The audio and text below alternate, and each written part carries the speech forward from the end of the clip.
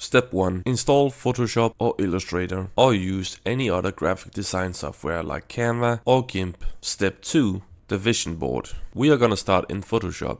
So this is what a vision board looks like. Step 3. So now we're gonna find the images that represents the vision that I have in my mind for my new logo. So obviously I wanna make like a funk styled logo, or like a, you know, a powerful logo. So I'm probably gonna find 10 images or whatever that kind of like looks like what I have in my imagination. So let's just get to it. A few moments later. Alright, so now we have the vision board. Hold up, actually, let me... A final touch. Yes, that's right, I'm just gonna add Boruto here. Alright, so I'm gonna add Boruto here because the reason why is because Boruto is his character. He's confident, he's calm, and he's serious. And that's kind of the vibe that I wanna go with, kind of. But also because of the scar on his eye.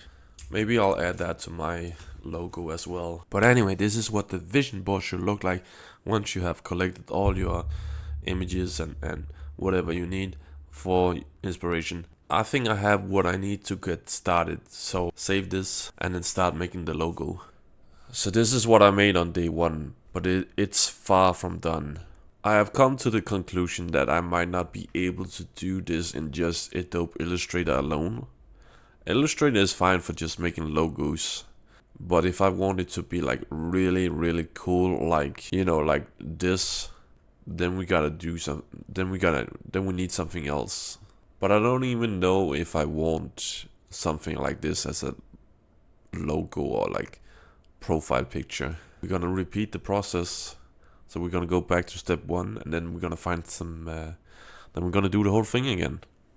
And we're just gonna keep doing that until we are satisfied with, or like until I'm satisfied with the work.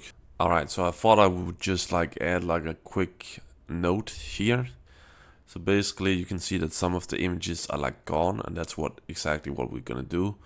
We're gonna remove all the images that we don't need, or like all the images that we have used. For example, you can see that I removed the upper left images, and I have removed Boruto as well, because we don't need those any longer. So we can like free up some space, because we can also like remove this one down here, because I don't think I need this one any longer as well. We tried it, but it didn't work, basically, so let's just remove it, you know. So now we got some room for like new images and stuff. Now you see I have added some pictures of a character called Garu. Some of you might know him, some of you might not. For this one, it might be the chin of Garu. And for this one, I just thought that there's something about this drawing that I might be able to like adjust a little bit, you know, and just make it. I'm not trying to like, you know, create a new version of Garu here, but there's something about this drawing here that I might, for example, the eyes, I can use the eyes maybe, and then I can maybe do something about it. So it's like you gotta analyze the pictures and like see some of the elements and be like, okay, what can I use from this drawing, and maybe try and use on my project. For example, it could be the eyes. Okay, I can use the eyes on my project or whatever, like something like that, or like with this picture down here, the chin or something like that. So, and that's also why I have this picture over here, because of the chin. So let's keep adding images. Let's see if we can find some more. Okay, so I thought I would explain why we're doing all this again. So basically in graphic design, you don't just make like one design, you make multiple designs, because you might have like other ideas, something like that you want to try out and make. So for example, here we have an image of a logo design that I made, and I made multiple logo designs, and I was like, okay, which one of these am I gonna go with? And I was like, okay, it's probably one of these three maybe, but I actually ended up adding like with this one down here. but that's, you know, that's the beauty of it. You make multiple designs and then you choose the best one out of all of them. So that's why we are doing all this again. Tweak and adjust and make it perfect, you know, make it look really, really cool.